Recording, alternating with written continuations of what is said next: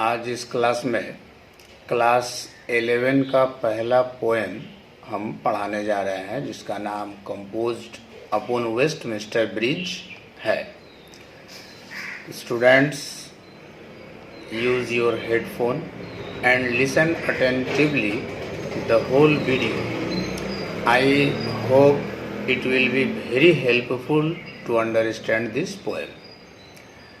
तो first line is earth has not anything, धरती पर कुछ भी नहीं है, टू शो मोर फेयर, ज़्यादा सुंदर दिखाने के लिए। इट मीन्स, इसका मतलब है कि पृथ्वी पर कोई एक चीज़ है जिससे ज़्यादा सुंदर दिखाने के लिए और दूसरा कोई चीज़ नहीं है, and that thing is the city of London, और वो है लंदन शहर। In this poem actually the poet was going to France with her sister Dorothy. कवि अपनी बहन डोरोथी के साथ फ्रांस जा रहे थे। He had to cross a river Thames, उनको टेम्स नदी पार करना पड़ा। There was a bridge upon the river, नदी के ऊपर एक पुल था। When he was crossing the bridge, from there he could see the city of London. It was morning, सुबह का समय था, और वो पुल के ऊपर से पूरे लंदन शहर को देख पा रहे थे। और उसी समय उनके दिमाग में ये कविता आया। ये घटना 1802 की है। तो इसीलिए उस लंदन शहर के खूबसूरती को डिस्क्राइब करते हुए कवि लिख रहे हैं कि अर्थ हैज़ नॉट एनीथिंग, धरती के पास कोई चीज़ नहीं है, टू शो दिखाने के लिए, मोर फेयर, ज़्यादा सुंदर।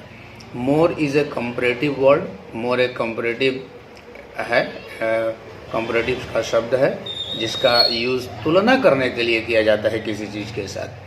तो यहाँ पर दुनिया के बाकी शहरों का तुलना लंदन शहर के साथ किया जा रहा है। इसीलिए कहा गया है कि और कोई शहर इतना खूबसूरत नहीं है जितना लंदन। इसको हम ऐसे भी बोल सकते हैं, London is the most beautiful city on this earth. There was no other city more beautiful than London. यही फर्स्ट लाइन है। Second line, dull would he be, वो डल होगा, ही वो डल होगा, हु कुड पास बाय, जो गुजर जाए उधर से।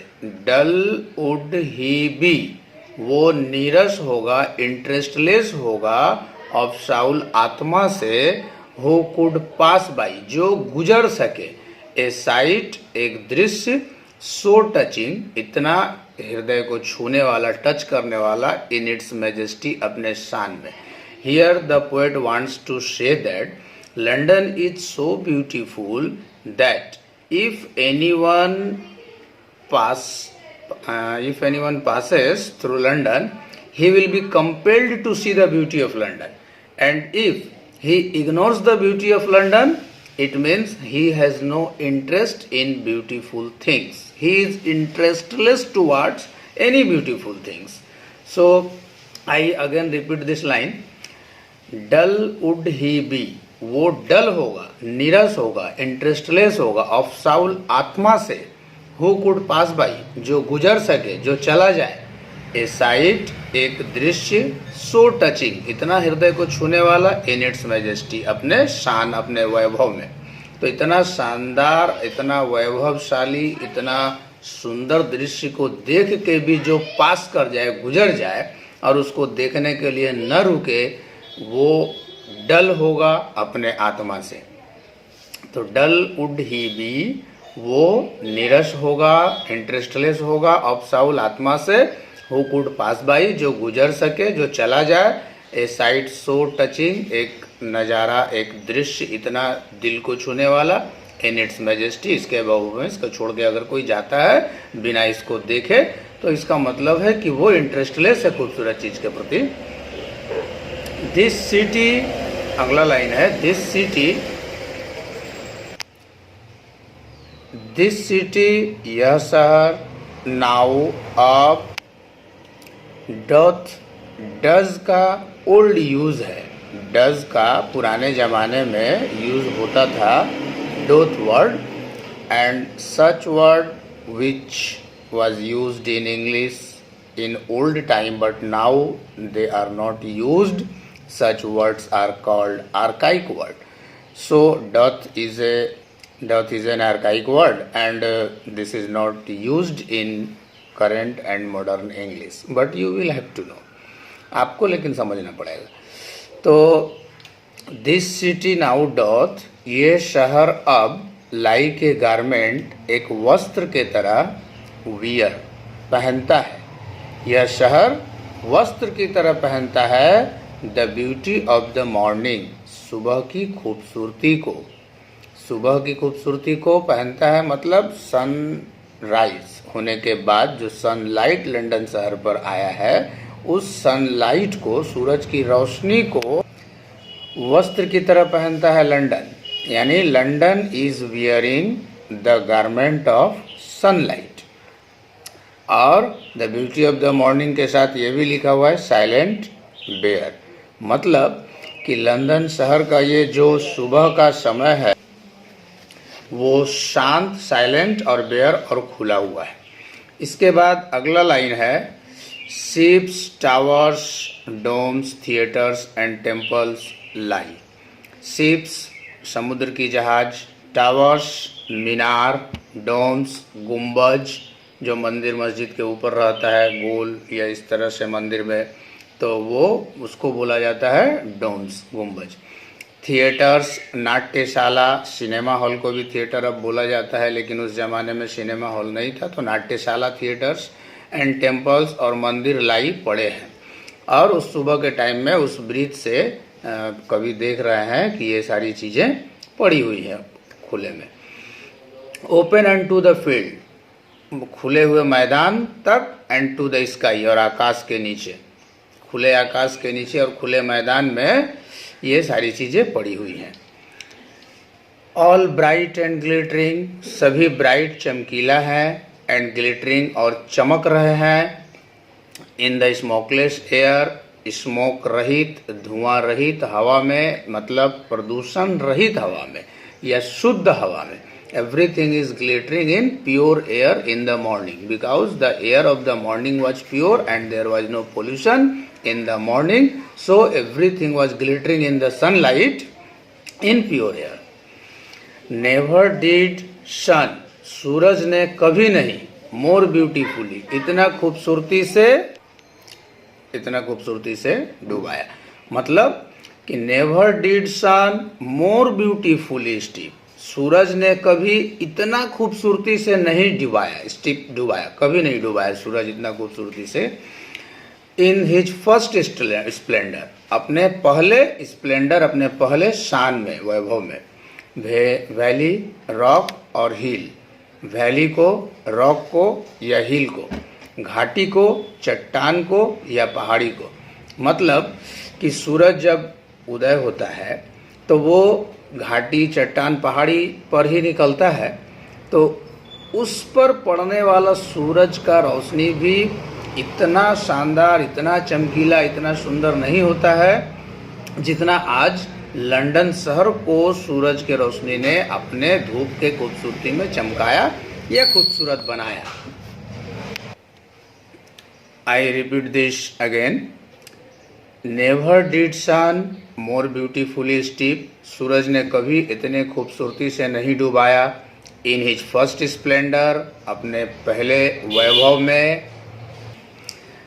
वैली, रॉक और हिल, घाटी, पहाड़ी, चट्टान, इनको भी घाटी, चट्टान या पहाड़ी को भी इतना खूबसूरती से अपने रोशनी में नहीं डुबाया जितना खूबसूरती से उसने लंदन शहर को डुबाया। इतना सुंदर लंदन शहर दिख रहा है कवि को।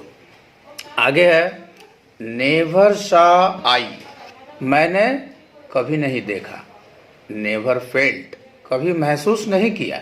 एक काम सो डीप, एक शांति इतना गहरा।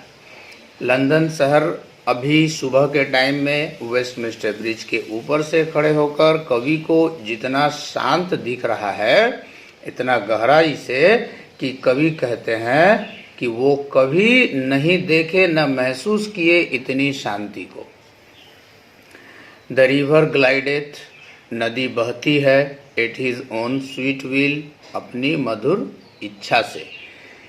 Here the poet wants to say that the river is flowing according to its will, because there was no boat, no ship, there was no disturbance in the river, so nothing there, nothing is there to obstruct or disturb the flowing of the river। जब नदी में कोई नाव या जहाज आता है तो वो नदी के बहते हुए धारा के विरोध में जब टकराव होता है तो नदी का पानी कुछ देर के लिए दूसरे दिशा में चली जाती है।